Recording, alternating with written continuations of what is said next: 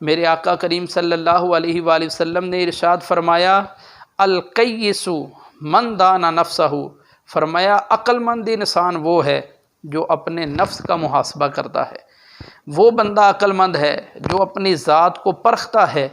دیکھتا ہے کہ یار میں نے اپنی زندگی گزاری ہے تو زندگی میں کون سے ایسے اعمال کیے ہیں جو اللہ اور اس کے محبوب کو محبوب ہیں۔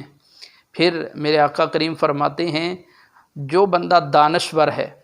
عقل مند انسان کی خاصیت یہ ہوتی ہے عامل لما بعد الموت، وہ اپنی موت کے بعد کے لیے عمل کرتا ہے، دنیا کے لیے نہیں۔ دنیا کی زندگی جو اللہ پاک نے ہمیں عطا فرمائی ہے یہ تو گزر جانی ہے، چند دن کی زندگی ہے، اللہ پاک نے امتحان کے طور پہ ہمیں عطا فرمائی ہے۔ میرے آقا فرماتے ہیں دانشور عقل مند انسان وہ ہے کہ جو اپنی موت کے بعد کے لیے عمل کرتا ہے، جو یہ دیکھتا ہے کہ یار میں نے مرنے کے بعد جب اللہ کی بارگاہ میں پیش ہونا ہے تو وہاں اللہ کی بارگاہ میں جا کے پیش ہوتے وقت جو میں نے اعمال پیش کرنے ہیں وہ کون سے ہیں، یہ عقل مند بندے کی علامت ہے۔ اور جو بندہ اپنی زندگی کو اپنی خواہشات کو پورا کرنے کے لیے گزار دیتا ہے، ساری زندگی دنیاوی معاملات کو پورا کرتے ہوئے دنیاوی خواہشات کی اتباع میں گزار دیتا ہے، وہ بندہ دانشور نہیں ہے۔ نبی پاک صلی اللہ علیہ وآلہ وسلم میرے آقا فرماتے ہیں والعاجز من اتبع نفسہ ہواہا، فرمایا ناسمجھ ہے وہ انسان، وہ بندہ عاجز ہے، وہ بے وقوف ہے کہ جو بندہ اپنی زندگی کو اپنے نفس کی خواہشات پورا کرنے کے لیے گزار دیتا ہے، وہ بندہ ناسمجھ ہے، وہ دانشور نہیں ہے۔ یہ نبی پاک صلی اللہ علیہ وآلہ وسلم نے ارشاد فرما دیا۔ حضرت عمر فاروق رضی اللہ تعالی عنہ آپ ارشاد فرماتے ہیں، فرمایا اپنے نفس کا محاسبہ کرو اس سے پہلے کہ تم سے حساب لیا جائے۔ فرماتے ہیں کہ اس سے پہلے کہ اللہ رب العزت تم سے حساب لے اپنے نفس کا خود محاسبہ کرو، دیکھو کہ یار ہم نے آخرت میں اللہ کی بارگاہ میں جب پیش ہونا ہے تو ہم نے اپنی اخروی زندگی کے لیے کون سے ایسے عمل کیے ہیں۔ پھر آپ ارشاد فرماتے ہیں اپنے آپ کو بڑی پیشی کے لیے تیار کرو۔ یہ چھوٹی چھوٹی پیشیاں ہیں، ہم دنیا میں جب کسی کے سامنے پیش ہونا چاہتے ہیں، کوئی ملازم ہو تو اسے اپنے افسر کا خوف ہوتا ہے، اور پھر جب اسے یہ ڈر ہو کہ یار میں نے اپنے افسر کے سامنے پیش ہونا ہے اور اپنے جو ڈیوٹی ہے اس کے معاملات کا حساب دینا ہے، تو وہ ان کی فکر کرتا ہے، وہ اس حساب سے اپنے معاملات کو سر انجام دیتا ہے کہ میں نے اپنے افسر کے سامنے پیش ہو کر اپنے معاملات کو بتانا ہے کہ میں نے کیسے یہ سارے سر انجام دیے۔ ایک استاد ہے، اسکول ٹیچر ہے، وہ اسکول میں پڑھاتا ہے، تو جب مہینے کے بعد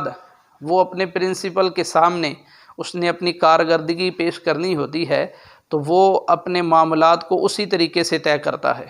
کہ میں نے اپنے سے بڑے افسر کے سامنے، پرنسپل کے سامنے پیش ہونا ہے، تو میں نے اپنی زندگی کے جو بچوں کو میں نے پڑھایا ہے وہ سارا طریقہ میں نے بتانا ہے کہ میں نے کس طرح بچوں کو اسباق پڑھائے ہیں، کیسے ان کو تیاری کروائی ہے۔ تو یہ زندگی کے ہر شعبے کے اندر ہم اپنے معمولات کا حساب کرتے ہیں کہ ہم نے جب کسی کے سامنے پیش ہونا ہے تو اپنی ذات کو کلیئر کرنے کے لیے، اپنی ذات کو اس کے سامنے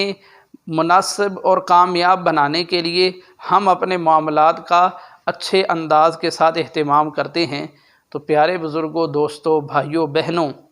کبھی سوچا ہے کہ یار یہ زندگی جو اللہ پاک نے ہمیں عطا فرمائی ہے،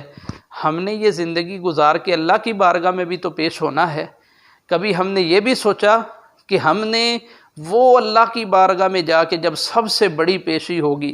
جہاں پہ پوری کائنات جمع ہوگی، ساری دنیا وہاں پہ موجود ہوگی، کبھی یہ بھی سوچا ہے کہ اس بڑی پیشی کے لیے ہم نے کیا تیاری کی ہے؟ حضرت عمر فاروق رضی اللہ تعالیٰ عنہ آپ ارشاد فرماتے ہیں لوگوں بڑی پیشی کے لیے اپنے آپ کو سنوارو، اپنے آپ کو اللہ کی بارگاہ میں پیش ہونے کے لیے تیار کرو۔ اور پھر فرمایا جو دنیا میں اپنے نفس کا محاسبہ کر لیتا ہے، میرا رب اس بندے کو یہ شان عطا فرماتا ہے حضرت عمر فاروق فرماتے ہیں اس بندے کے لیے قیامت کے دن حساب دینا آسان ہو جائے گا۔ حضرت عثمان غنی رضی اللہ تعالیٰ عنہ،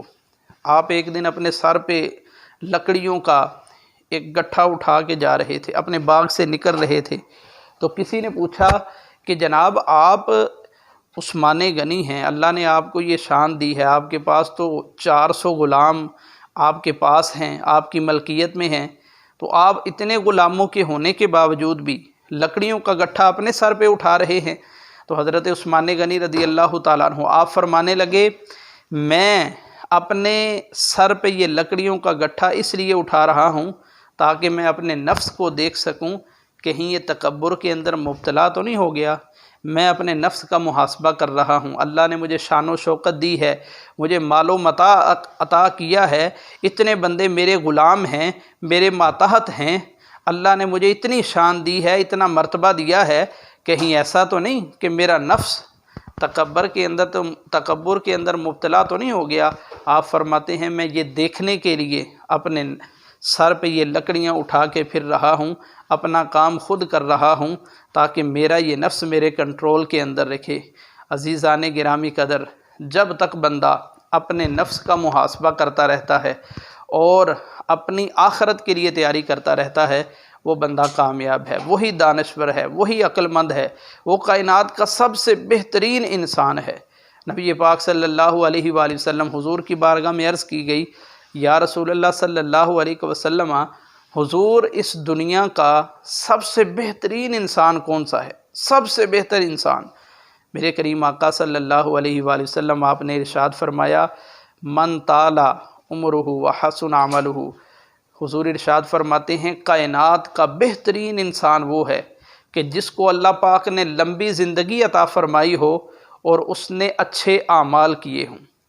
وہ بندہ کائنات کا بہترین انسان ہے جو لمبی زندگی پائے اور اچھے اعمال کرے۔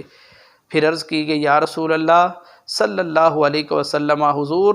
کائنات میں سب سے بدترین انسان کون سا ہے؟ تو نبی پاک صلی اللہ علیہ وآلہ وسلم میرے آقا ارشاد فرماتے ہیں، وہ انسان کائنات کا بدترین انسان ہے، من طال عمرہ، جس کی عمر لمبی ہو، عمرہ، جس بندے نے لمبی عمر پائی ہو، وساء عملہ، اور فرمایا اس کے اعمال برے ہوں۔ لمبی عمر ملی ہو لیکن اعمال برے ہوں تو میرے کریم آقا صلی اللہ علیہ وآلہ وسلم ارشاد فرماتے ہیں وہ کائنات کا بدترین انسان ہے،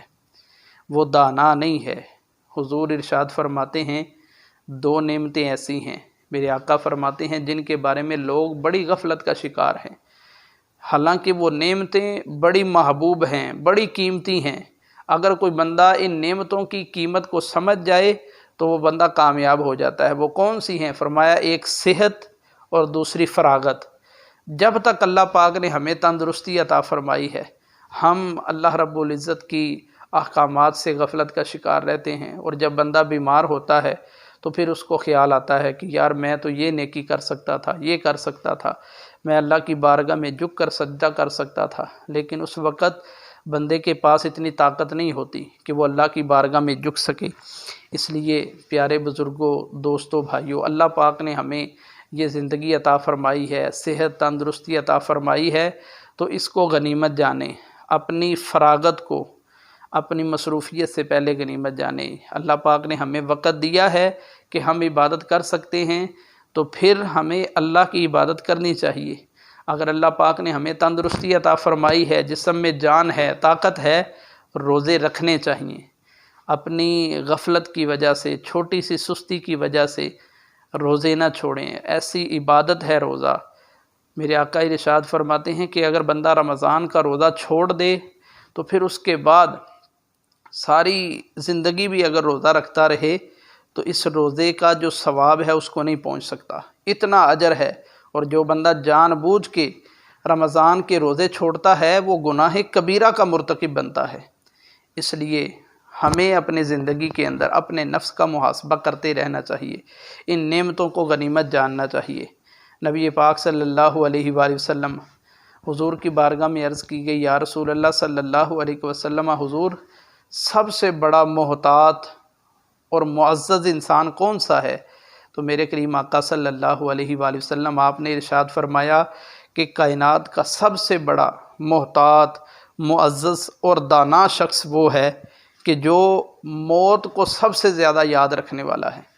جو سب سے زیادہ اپنی موت کے بارے میں فکر مند ہوتا ہے اور یہ سوچتا ہے کہ یار میں نے مرنے کے بعد اللہ کی بارگاہ میں جا کے کیا پیش کرنا ہے۔ حضور فرماتے ہیں وہ کائنات کا سب سے بڑا عقل مند انسان ہے، دانا انسان ہے، وہی معزز انسان ہے کہ جو اپنی موت کے بارے میں زیادہ سوچتا ہے، اپنی موت کے بارے میں اپنے آپ کو ڈراتا ہے کہ یار مرنے کے بعد میں نے اللہ کی بارگاہ میں پیش ہونا ہے۔ عزیزان گرامی قدر، یہ رمضان کا مہینہ ہے، چند لمحوں کے چند دن باقی ہیں۔ اس مہینے کو اللہ اور اس کے محبوب کی رضا کے لیے بہترین انداز میں گزاریں۔